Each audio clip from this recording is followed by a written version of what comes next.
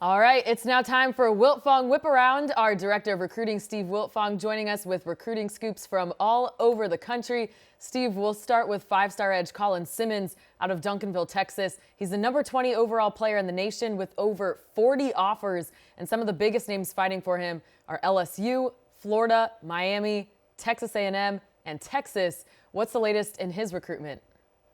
Yeah, and the line gets longer and longer, Grace. It goes around the corner. The school is in pursuit of Colin Simmons, one of the most explosive edge rushers in the country. Heading into summer, I still like where LSU stands. He got a chance to get back to Baton Rouge for the Tigers spring game, and talking to him in the past, talking to his family, I think they feel very at home with LSU. They love the coaching staff. They're very familiar with that campus and that program. Their last visit, there was a lot of star power on LSU's campus for that spring game, from Joe Burrow to Jamar Chase. Angel Reese is a rock star. They got to hang out with her and spend some time with some of the faces of the LSU community. And I think with each visit to LSU, it makes them feel very comfortable. And again, the word that I get from the Simmons camp about LSU is it feels like home. But look, this is a recruitment that's going to go into the summer. He's going to continue to take other visits. Some schools that I think are marked for official visits this summer. You have Texas, you have Oregon, you have Miami. He was able to visit Miami this spring, had a good time in Coral Gables, going to get back there with his mother. Oregon was a place he wanted to visit in the spring. It wasn't able to work out, but Oregon's been pushing for Colin Simmons. And of course, Texas, they've been a mainstay in this recruitment. He likes the direction of the program. Alabama, Texas A&M, Tennessee, some of the other contenders for Colin Simmons, but love LSU's position as Brian Kelly and the Tigers push for a top 5 class this cycle. Nobody higher on their board than Mr. Simmons. All right, we'll stay in the state of Texas. Four-star cornerback Selman Bridges recently received an invite to the Poly Bowl, the top 50 prospect considering several schools, but it sounds like, Steve, there's 3 specifically that have caught his eye. What's next for him? Yeah, I feel like Arkansas and Texas are certainly in the mix there. He's going to take official visits to both campuses in June. Steve Sarkisian seems to be recruiting him as much as any prospect on the board. That's one of the coaches he talks to the most. Texts with Coach Sarkisian often. Just the little things, regular conversation. But like Colin Simmons, Selman Bridges likes the direction in Texas's program, sees it as a place on the rise, and certainly being able to represent his state. And then with Arkansas, it starts with Coach Marcus Woodson, who's one of the top recruiters in the country, co-defensive coordinator. They've hit it off there. Loves Sam Pittman and loves the vibe in Fayetteville. But I tell you what, the school that I'm watching closely for Selman Bridges right now is USC. I think he loves Coach Sarkisian. I think he loves Coach Dante Williams. Took a visit there in the spring, really enjoyed it. I see him coming back for a game in the fall, and then I see him returning after that for an official visit in November or December. He's going to decide late. It's setting up for USC to get multiple visits from him leading up to that decision. So I think that the Trojans are in an interesting position for him as they battle Texas and Arkansas, among others. All right, before we continue, y'all know what to do. Throw us a like on this video. Look, Steve's doing the happy dance, the like dance, whatever you want to call it. So how can you not now? All right, so like the video so we can keep bringing you content like this. All right, the top player in Maryland, Steve, has released his 3 finalists. Top 10 linebacker Aaron Sheila is deciding between Michigan, Maryland, and Florida, and you recently spoke to him about his list. What's next in his process? Yeah, spoke to him, spoke to his dad, spoke to his coach. This is one of the special players in this class, not just for his skill set at 6'3", 230 pounds. He can rush the passer, crash the run, play in space. This is one of my favorite players in the second level in this 2024 class, but he's a great leader, a high football IQ, terrific student. He's down to Maryland, Michigan, and Florida. He's going to take an official visit to Florida in June, then take one to Michigan. He's trying to get one to Maryland on the books here. And I continue to like the Wolverines in this recruitment. Been to campus a couple times. They love everything from the strength and conditioning staff to the nutrition program to the success on the field, the player development, the academics, Jim Harbaugh. I think Michigan has set the tone in this recruitment as they aim to add to what is the nation's #1 recruiting class. This is a guy that they identified early as one of their favorite players in America. And I think it's up to Maryland and Florida with these upcoming official visits to make a move on the maize and blue for Aaron Child. All right, Ryan Wingo is a name that comes up quite often on this show. The 5-star wide receiver has been taking his visits with Miami, the latest to make an impression on him. Where does the U stand with the #2 receiver in the country? Well, one of the reasons why Ryan Wingo is mentioned so much on this show is because he's about as well traveled as anybody in this class. He's taken over 35 college visits in his process. He's been a blue chipper since his freshman year. He was able to return to Miami this past weekend. Let me remind you, he's taken over 35 college visits, spent 2 days in Miami. They've never spent more time with the head coach over 48 hours as they did on this most recent visit to Miami. Mario Cristobal was basically the tour guide, hung out, spent a lot of time with the Wingo camp. And so while the 24/7 Sports Cristobal is on Georgia, while he's got upcoming official visits to Georgia the first weekend of June, Michigan the second weekend of June, Texas the third weekend of June, and Missouri the fourth weekend of June, I think Miami is a program that is stocked up in this recruitment. I expect them to come back for an official visit. They love the staff, talking to him and his dad. They just thought how invested the staff was. His dad said, hey, I'm learning. Go where you wanted. There might not be a program that's showing they want Ryan Wingo more right now than Miami. So Miami is a program that I'll be watching more closely with Ryan Wingo moving forward as they try and battle some of these other elite programs. And then a reminder, recruits can take more than 5 official visits. We saw Nigel Smith, the top 247 defensive lineman from Texas, schedule 6 official visits. I think he's the first one I've seen to schedule more than 5 official visits. I could see Ryan Wingo taking more than 5, but Miami trending up for the blue chip receiver from St. Louis. All right, that'll be a fun one to watch. Staying at wide receiver now, 5-star Jeremiah Smith has scheduled an official visit to Georgia. The nation's top wideout is a Buckeye commit. He also has OVs scheduled to Ohio State and Florida. So, Steve, where do the Bulldogs sit among the schools trying to poach him from Columbus? Yeah, and we talked about Jeremiah Smith on Monday, Grace, because he scheduled that official visit to Florida. It's going to be the first weekend of June. And then he's getting back to Ohio State the second weekend of June.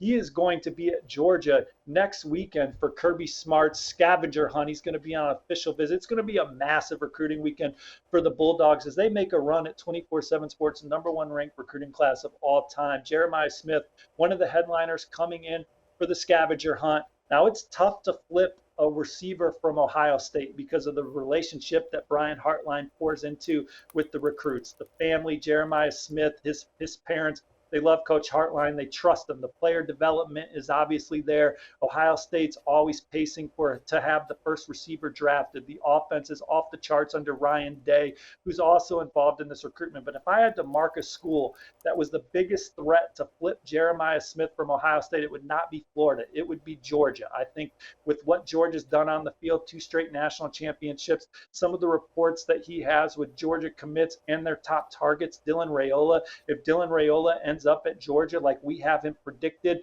I think the Bulldogs are the big leader for the #1 prospect in the country. I think this puts Georgia as the biggest threat to flip Jeremiah Smith from Ohio State. Now, that is not a prediction that it's going to happen, but Georgia is the school I'm watching in the Jeremiah Smith sweepstakes after Ohio State. That's going to be a great weekend in Athens. They're going to be trying to find Kirby Smart on campus. The recruits are going to get a lot of time to connect through that scavenger hunt. And I think that Georgia is a team to watch in this recruitment moving forward.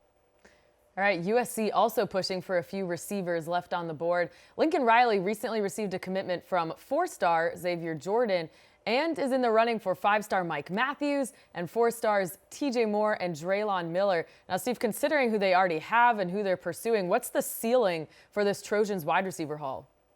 Well, first, for USC to take Xavier Jordan early with the caliber of receiver that USC can recruit year in and year out, not just from the high school ranks, but from the transfer portal ranks, it goes to show you how talented this young man is. 6'1", 165 pounds, a guy that had a massive junior season, He can run, stretch the field. I got a chance to see him at the overtime OT7 event in Austin earlier this spring. His ball skills are off the charts. He can make big plays in traffic. He's an after the catch guy that can be dynamic. So a really nice early pickup for USC as they try and land a second straight top 10 class after signing one in 2023. And they're in on some big time receivers moving forward. You have Mike Matthews, the 5-star from Georgia. He's going to take an official visit to USC in June. Loved his visit out to USC when he went there earlier in his process. Now they're battling Tennessee and Clemson. Alabama's in there. They're recruiting Mike Matthews as a two-way guy.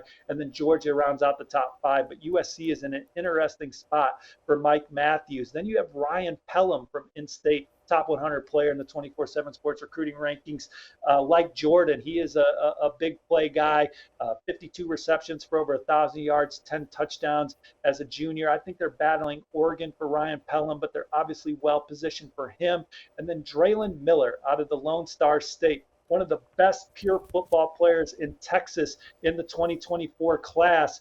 One of the reasons why I have not predicted Draylon Miller to LSU yet, even though I think LSU is in fantastic position for him, is because of USC. When you talk to people with knowledge of Draylon Miller's recruitment around Draylon Miller, they say do not sleep on USC. He visited there in April. He's going to return for an official visit in June. This is a young man that had 21 receiving touchdowns, Grace, 3 more rushing scores at almost 10 yards per carry, returned a kick for a score, had 2 interceptions. Then he is a dominant basketball player. He's just a ferocious athlete that USC covets. And I think that they have a great chance to beat USC for him. And then one more name I want to mention is Walter Matthews, a tight end from SEC country. He's already been to USC several times. He's going to take an official visit in early June. So USC in the thick of it for some of the best, most dynamic receivers and tight ends in the country. And Xavier was the guy that just gets them started. Yeah, and with Lincoln Riley's history and the quarterbacks they have on that roster, how could you be a receiver and turn that down? Speaking of, we can't do a segment without talking about the quarterbacks. We're going to look at a few from the 2025 and 26 classes. The top QB in the class of 25 is Bryce Underwood. He recently took a visit to Ohio State, the Buckeyes battling Penn State, LSU, Michigan, and Texas, among others, for his signature. Steve, where does Underwood's recruitment stand coming out of that trip to Columbus? Well, Bryce Underwood has always been high on Ohio State with what they've been able to do with the development of C.J. Stroud. But another thing that really caught Underwood and his family's eye was Justin Fields coming back to Columbus and graduating from Ohio State after, obviously being a great football player there, first-round draft pick, showing that there was a path for Justin Fields to still get his degree and take care of him off the field was something that was very exciting. But certainly they love Ryan Day, what he's done with quarterbacks, the first-round draft picks, the offense. They see the player development. Proximity to home is solid there. Ohio State is a major, major player for Bryce Underwood moving forward. So is LSU. He's going to return to Baton Rouge in June for another multi-day visit after a terrific visit earlier this calendar year where they spent 3 days on campus at LSU, even attended classes like a regular student. Joe Sloan, LSU's quarterbacks coach, is recruiting him as hard as anybody, and they just love the vibe at LSU. I still love LSU's position. He's going to visit Texas the first weekend of June, and he'll pop up at Michigan anytime like he did several times this spring. And Kurt Campbell, Michigan's new quarterbacks coach, really hit it off with that family. So don't sleep on Michigan moving forward for Bryce Underwood. There could be other contenders, but those are the schools I think most prominent right now.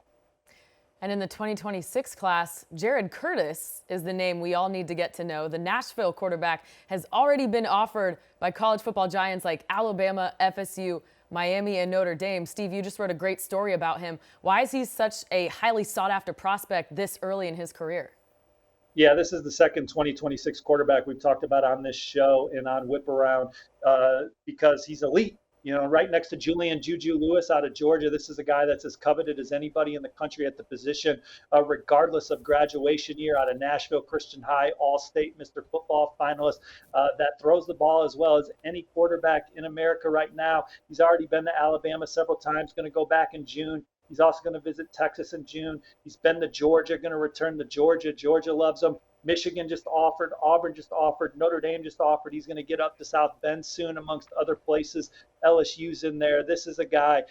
We had Trevor Lawrence and Justin Fields in the same class. So that had a lot of buzz on who was number one. I wouldn't be surprised if there's a lot of debate for the next several years on who's number one in 2026 between Julian Juju Lewis and Jared Curtis.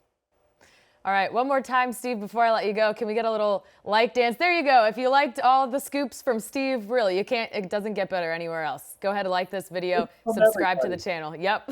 All right, thanks for your time, Steve. Hit that like button. Thank you. I'll see you next week.